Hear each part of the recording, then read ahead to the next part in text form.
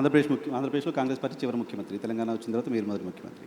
Congress party ముఖ్యమంత్రులకి ఎవరికీ లేని ఒక ప్రివిలేజ్ కనపడుతుంది. మీరు సౌత్ ఇండియాలో కాంగ్రెస్ పార్టీకి సంబంధించిన ఫేస్గా కనపడుతున్నారు. కేరళ ఎలక్షన్లో క్యాంపెయిన్గా చేయడం కావచ్చు, తమిళనాడు వెళ్ళి అక్కడ మీటింగ్స్ అటెండ్ చేయడం కావచ్చు. సో సిద్ధరామయ్య కంటే కూడా సౌత్ ఇండియాలో ఉన్న కాంగ్రెస్ ముఖ్యమంత్రిలో మీరు ఎక్కువ పాపులర్గా కనపడుతున్నారు. సో సౌత్ ఫేస్గా రేవంత్ ఎమర్జ్ అవ్వడం వెనక రీజన్ ఏంటి? నేషనల్ పాలిటిక్స్ ఇంకేదన్నా మీరు సీఎం కావాలని గోల్ అయిపోయింది, వేరే గోల్ ఏమైనా పెట్టుకున్నారా? లేదు నర్సింగ్, నేను 10 years 2034 వరకు ఏ గోల్ లేదు. 1994లో 2 సార్లు తెలుగుదేశం పార్టీకి అధికారం ఇచ్చారు. 2004 నుంచి 2 సార్లు కాంగ్రెస్ పార్టీకి అధికారం ఇచ్చారు. 2014 నుంచి 2 సార్లు బీఆర్ఎస్కి అధికారం ఇచ్చారు. 2024 నుంచి 2 సార్లు నాకు అధికారం ఇస్తారు ప్రజలు. నాకు స్పష్టత ఉంది. 2034 వరకు ఇక్కడనే ఉంటా, ఈ ప్రజల కోసమే పనిచేస్తా. $1 trillion ఎకానమీని అక్కడికి తీసుకెళ్ళి 2047కి $3 trillion ఎకానమీ ఏదైతే మన నరేంద్ర మోడీ గారి ముందు స్పష్టంగా చెప్పినాం. భారతదేశం $30 trillion ఎకానమీ ఏదైతే వికసిత్ భారత్ 2047 లక్ష్యంగా పెట్టుకున్నారో, ఈరోజు మనము 3% లోపల జనాభా ఉంటే 5% జీడిపి కంట్రిబ్యూట్ చేస్తున్నాం.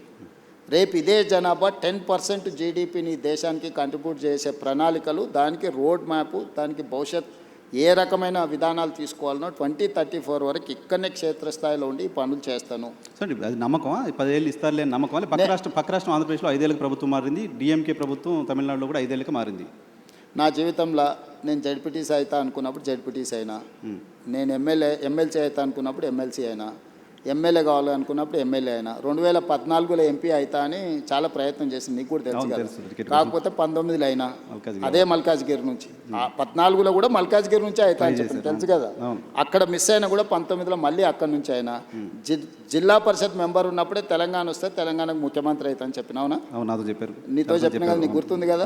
ఆ రోజు చెప్పిన, ఆ రోజు రాజశేఖర రెడ్డి గారు, చంద్రబాబు నాయుడు గారి నాయకత్వం ముందు తెలంగాణ ఎక్కడి నుంచి వస్తుందా, పిచ్చి బ్రహ్మలని మాట్లాడిన వాళ్ళు కూడా ఉండరు కదా. వచ్చింది కదా, వచ్చిన తెలంగాణకు ముఖ్యమంత్రి అయినా కదా. ఈ రోజు కూడా నేను చెప్తున్నా, 34 వరకు నేనే ఉంటా. Confidence sir. నేను ఈరోజు నీ ముందర చెప్పిపోతున్నావు, నువ్వు దాచిపెట్టుకో. 34 తర్వాత నేను జాతీయ రాజకీయాలు పోయినప్పుడు ఆ రోజు వచ్చి నువ్వు అడుగు. నువ్వు ఆ రోజు చెప్పి 34 వరకు ఇక్కడ 34లో గెలిస్తే కూడా రేవంత్ రెడ్డి సీఎంగా ఉండరు, వెళ్ళిపోతారు. 34 తర్వాత మొత్తం 100% సీట్లు గెలిపించి కాంగ్రెస్కి అధికారం ఇచ్చినా కూడా నేను ముఖ్యమంత్రి పదవి తీసుకోను. నేను తర్వాతి తరానికి బదిలీ. చాలా పెద్ద స్టేట్మెంట్ ఇస్తున్నారు సార్. పెద్ద స్టేట్మెంట్ నీకు చెప్తున్నా, అందుకే నీకు చెప్పాలని నీకు చెప్తున్నా. ఓకే, ఎందుకంటే నీకు ముఖ్యమంత్రి అని చెప్పిన రోజు నువ్వు ఆశ్చర్యపోయినావు, అది ఎట్లా సాధ్యం, జిల్లా జడ్పీటీసీ ముఖ్యమంత్రి అవుతాడా అని. ఆశ్చర్యం పోలే, మేము అనుకున్నాం కదా, మాట్లాడుకున్నాం చాలా సందర్భాల్లో. రోజు ఎవరైనా ఒక జడ్పీటీసీ ఇండిపెండెంట్గా గెలిచి రాష్ట్రం వస్తే నేను ముఖ్యమంత్రి అవుతా అంటే ఎవరైనా నమ్ముతారా? నమ్మరు కదా. సో ఇది నోట్ చేసి పెట్టుకోవచ్చు. 34 తర్వాత రేవంత్ రెడ్డి తెలంగాణ. ఈ రోజు మాట్లాడే ప్రతి మాట నువ్వు దాచిపెట్టుకోని లైబ్రరీలో, నీకు అవసరమైనప్పుడల్లా చూసుకో. నేను ఈ రోజు చెప్తున్నా, 34 వరకు నేను ముఖ్యమంత్రిగా. 34 తర్వాత పార్టీ ఎవరిని చేస్తే వాళ్ళని ముఖ్యమంత్రిని చేస్తాను, నేను గాను. అవకాశం ఇస్తే కూడా మీరు నేను తీసుకోను, నాకు చాలా, నాకు తెలుసు నా లైఫ్. దేశం చాలా విశాలంగా ఉంది, దేశానికి కూడా సేవలు అందిస్తా.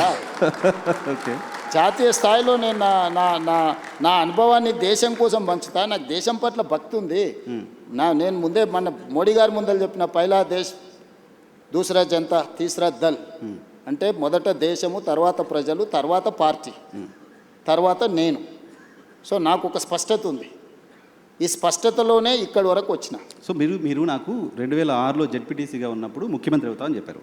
ఇప్పుడు ముఖ్యమంత్రిగా ఉన్నారు, జాతీయ రాజకీయాల్లోకి వెళ్తా అని చెప్తున్నారు. జాతీయ రాజకీయాల్లో ఏ చైర్ కోరుతున్నారు, ఏ చైర్ కోసం అనుకుంటున్నారు? రాహుల్ గాంధీని ప్రధానమంత్రిగా కూర్చోబెట్టి ఆ తర్వాత ఏ చైర్ ఇస్తే ఆ చైర్లో కూర్చుంటారు.